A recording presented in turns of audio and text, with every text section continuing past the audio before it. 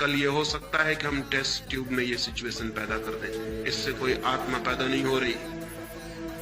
मां का पेट भी तो एक टेस्ट ट्यूब है, एक यांत्रिक व्यवस्था है, वो प्राकृतिक है।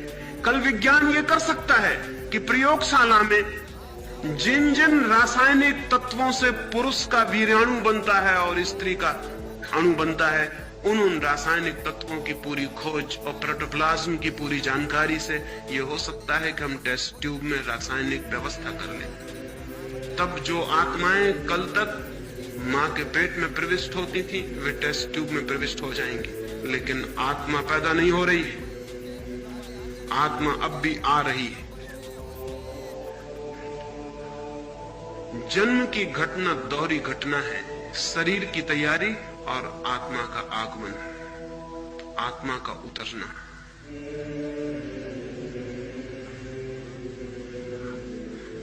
आत्मा के संबंध में आने वाले दिन बहुत खतरनाक और अंधेरे होने वाले हैं, क्योंकि विज्ञान की प्रत्येक घोषणा आदमी को यह विश्वास दिला देगी कि आत्मा नहीं है। इससे आत्मा असिद्ध नहीं होगी, इससे सिर्फ आदमी के भीतर जाने का जो संकल्प था वो क्षीण होगा। इससे सिर्फ अगर ये आदमी को समझ में आने लगा कि ठीक है, उम्र बढ़ गई, बच्चे टेस्ट ट्यूब में पैदा होने लगे, अब कहां है आत्मा, इससे आत्मा असिद्ध नहीं होगी।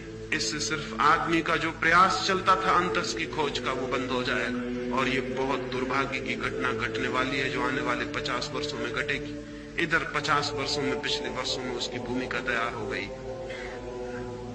दुनिया में आज तक पृथ्वी पर दीन लोग रहे हैं, दरिद्र लोग रहे हैं, दुखी लोग रहे हैं, बीमार लोग रहे हैं। उनकी उम्र कम थी, उनके पास भोजन अच्छा था, कपड़े न थे अच्छे, लेकिन आज तक आत्मा की दृष्टि से दरिद्र लोगों की संख्या जितनी आज है उतनी कभी भी नहीं थी। और उसका कुल एक ही कारण है कि भीतर कुछ है ही नहीं, तो जाने का सवाल क्या है।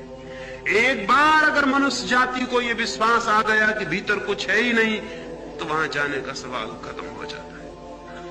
आने वाला भविष्य अत्यंत अंधकारपूर्ण और खतरनाक हो सकता है। इसलिए हर कोने से इस संबंध में प्रयोग चलते रहने चाहिए कि ऐसे लोग खड़े होकर घोषणा करते रहें, सिर्फ शब्दों की और सिद्धांतों की नहीं, गीता और कुरान और बाइबल की पुनरुक्ति की नहीं, बल्कि घोषणा कर सकें जीवन कि मैं जानता हूं कि मैं शरीर नहीं हूं। और न केवल ये घोषणा शब्दों की हो, ये उनके सारे जीवन से प्रकट होती रहे।